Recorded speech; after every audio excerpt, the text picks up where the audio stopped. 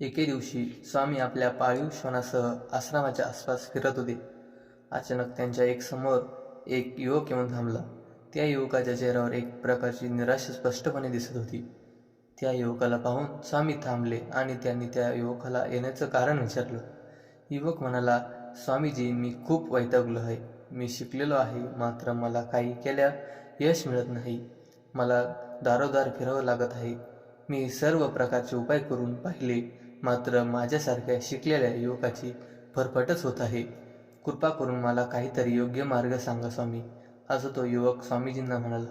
स्वामींनी क्षणाची वाट न पाहता त्याला सांगितलं, माझ्या या श्वानाला थोडा वेळ फिरून आण. तो युवक थबकला. त्याला काही समजेना.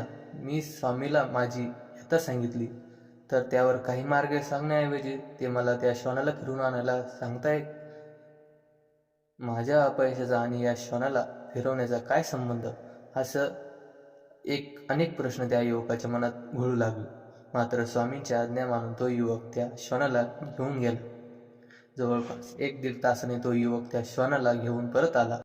स्वामींना पाहिलं तर तो युवक ताजातवाना दिसत होता, मात्र श्वान चांगलाच दमलेला होता. स्वामींनी त्या युवकाला हाच प्रश्न केला की स्वामी म्हणाले, तू इतका वेळ फिरूनही ताजतवाना वाटतोस, माझा हा श्वान मात्र इतका दमलेला का वाटतोस? त्या प्रश्नावर तो युवक तत्काळ उत्तरला, अहो स्वामीजी, तो श्वान इतका वेळ या गल्लीतून त्या गल्लीत, या दारातून त्या दारात जात होता. मी त्याच्या मागे मागे फिरत होतो. तो श्वान कधी कधी कोणावरही भुंकतही होता, मात्र मी त्याच्या मागे फिरत राहिलो. खूप धावपळ झालेली श्वान थकला असावा, असं तो युवक स्वामींना म्हणाला.